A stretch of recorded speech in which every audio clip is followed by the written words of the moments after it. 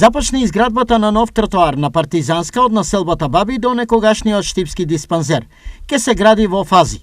За првата, општината издвои 1 милион денари. Во должина во прва фаза од 300 метри, а веднаш потоа ќе се продолжи следниот месец и со останатите метри од населбата Баби до населбата Сењак 4. Станува збор за една фреквентна сообраќајница која што бара безбедни тротоари за пешаците кои што транзитираат, минуваат на овој потек.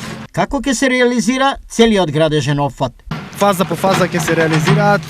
По завршувањето на целиот потек ќе го знаеме вкупниот износ на целата должина.